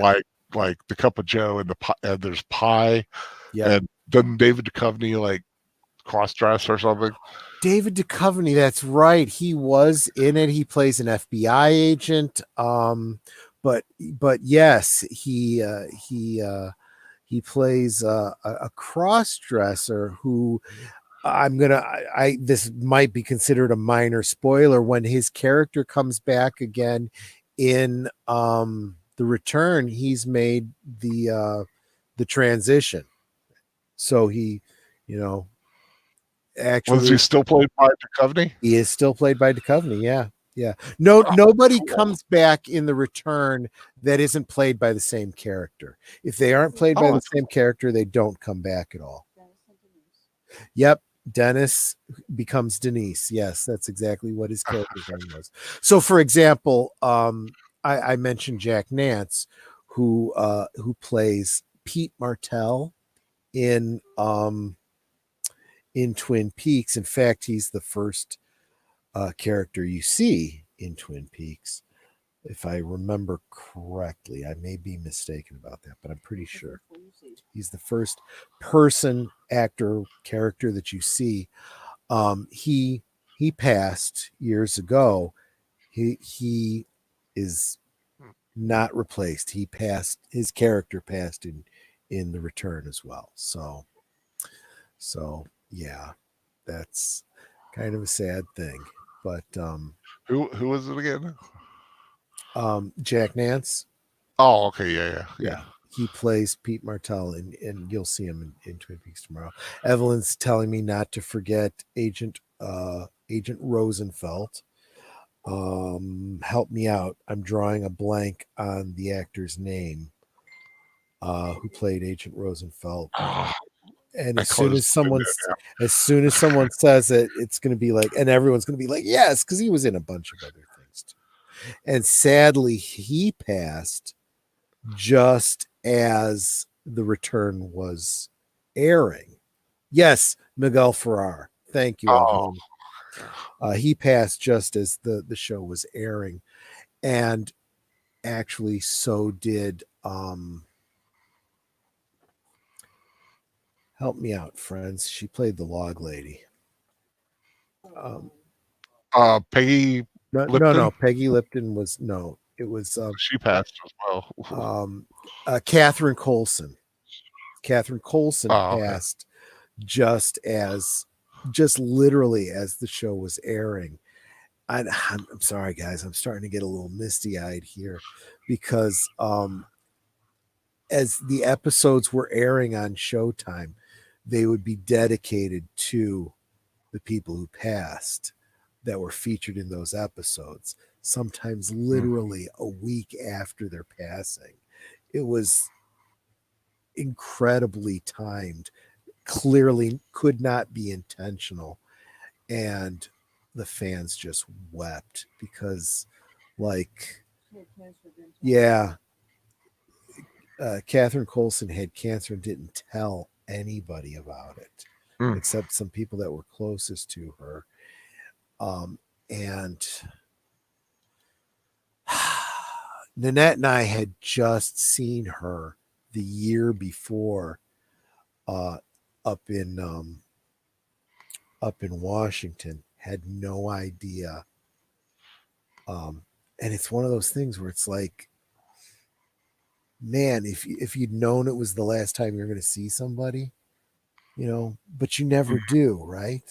You Well, never do when know when it's going to be the last time you see so. Almost never. I can't say that's ever true. Sometimes when you're with somebody that you're close to, and you see them in the hospital, and yeah, this is the last time I'm going to see them, and you say your goodbyes. That does not happen very often. So I'm sorry to go out on this note, guys, but man, if you get nothing else, if you take away a good life lesson, just remember, you never know when the last time is you're going to see someone. Show them as much love as you can every time you see them. Okay? Jeez. What's wrong with me? Man, let's take it up a notch. Um anyway, guys, and Idiot. here's yeah, Dan Diddy, it's gone. No, here's the up note I want to take it out on. Guys, we got 8 people still watching. I think we had like 11, 12, 14 people tonight. Guys, I appreciate you so much. I love this little community we got going here. I consider you my friends. I thank you for coming out and giving me a thumbs up and encouraging me to do these silly rambles. Al, I appreciate Mhm. you and the professor and Fan Man inviting me into your little circle of friends, chit chatting online about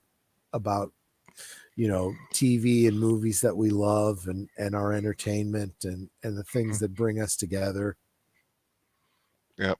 Speaking of, do you see the new Batman pics? I didn't. I saw a little bit, like on the side, Uh, people that are posting videos. So I've seen some pictures and whatnot. it's Um, it's terrible. I did. Yeah, I saw the one clear picture where I don't remember who it was who showed a picture of the cowl and the Batman 66 cowl and said, "Oh my gosh, this is even worse than the Batman 66 cowl." I am hoping, crossing my fingers, that this is one of those things where, you know what, this is literally the costume he wears the first time he goes out and then gets the crap beaten out of him and then has to, Yeah, get some training or so. I don't know. I don't know what's going on with this. But yeah. hopefully this I will don't be a know. sonic moment where they go, okay, this is a bad reaction. We got to retool and fix some things. This one will be hard though because they would literally have to halt filming. Well, if it needs to be done, it needs to be done. Hopefully, like I said, the sonic effect, Yeah. because as you pointed out, they probably had to go back and spend a pretty penny redoing all the footage that they did for Sonic, and Mhm. they've probably made their money back in spades on that. So maybe there's a lesson to be learned there. Who knows? We'll see. Well, yeah, you never know. But anyway, guys, thank you so much for joining us tonight. Come back tomorrow night and see and share the pilot episode of Twin Peaks. It's this week is the 30th anniversary of the premiere of Twin Peaks. That's why I picked this week Oh, specifically for this. So and I will tell you more specifically about our experiences up in Snoqualmie, meeting some of the stars, what all that is like. It's an incredible little ride that I want to just share with you, and hope you enjoy it. Okay. mhm. Anything else, Al? Well, just to go over a few things, for those who are part of the Heir to the Empire book study, Right. Oh, thank you. Yes. professor had to cancel it because of some family issues last night, and it's going to be Monday night. I'm not sure the time. I don't know if it's going to be 10 or 11, probably 10. But just keep an eye out on the professor's Twitter. They'll definitely let you know. Tuesday, of course, office hours. Of course, tomorrow night, Twin Peaks. Yep. And I would like to announce ahead of time on March 14th Yep. on my channel Yep. will be Darby O'Gill and the Little People. Yep. And next week, I'm not sure yet, but I'm heavily leaning towards kind of thinking about Spaceballs. Nice. I would be totally open to that. Yeah, I think we might do Spaceballs next week. I am going to acknowledge this comment from Mr. Matchstick. He's suggesting he's reaching out to both of us with this. May I recommend opening up a Discord? I am open to that. Being the old fart that I am, I only know a smidge about it. I need to find out more about it.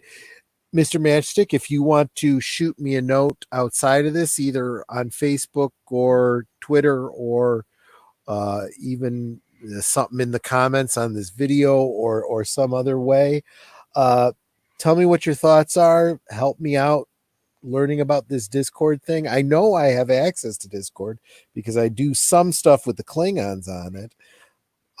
Yeah, maybe it's not such a bad idea. Let's explore that. I'd be open to that. And I am not going to say anything but the barest, because it's not my story to tell, but Big Al and I and the professor are, there will eventually be a rewatch with a special guest. That's all I'm going to say. Mm-hmm. That I am way, way, way excited about. I love that. I love that show. I love the show that we're thinking about doing. Yep. And I love But the idea of being able to work with this special guest star too. I think we could. Chris P. Big Apple says, "Darby Good Little People." That Banshee still scares me. Me too, man. I remember being a kid in the movie theater when that happened, freaking me out to no end. That and the coach and all, all that weird like special effects they were doing. You know what I'm talking Guys, about, right? Like I have not seen that film since I was a little kid. oh, I barely remember it's awesome. anything about it.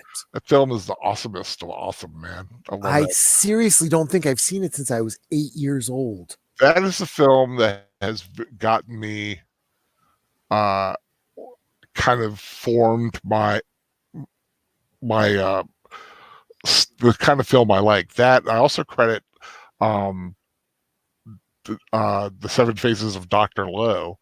And if anybody knows of where I can get an MP4 of that, I'd be very happy. There's a lot of movies I want to get a hold of. I can't find that one anywhere. But I would love because I would love to do a Dr. Lowe rewatch. I think that would be an awesome film to do. Those old what's his name? George Powell I have films. no idea. I think it's George Powell because he did Time Machine. Same guy did the Time Machine. Yeah. So yeah, but yeah, looks like Spaceballs is kind of a popular choice. So maybe I'll lock it in for next weekend. We'll do Spaceballs. Okay. Ludicrous speed, not ludicrous speed. Sorry. That is awesome.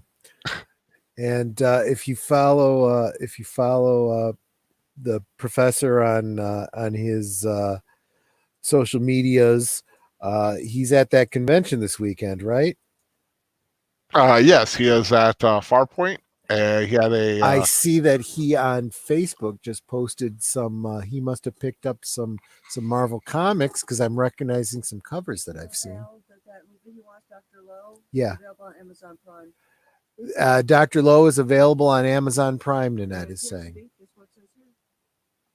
for free. I is it one that we would have to rent, or is it one that we would be able to see if we have Amazon Prime? She's checking. Yeah. But there you go. That sounds like it might be an option. Mm-hmm. So anyway, that's our show for tonight. Thank you so much for. You can rent it for $2.99. Okay, yeah. Okay. But I will look into seeing if I can find you an MP3 of it. But awesome. Anyway, I hope to see you guys back tomorrow night. I think that if you have ever seen Twin Peaks and you're into it, I think it'll be great to watch it together. If you've never seen it, might be a great introduction.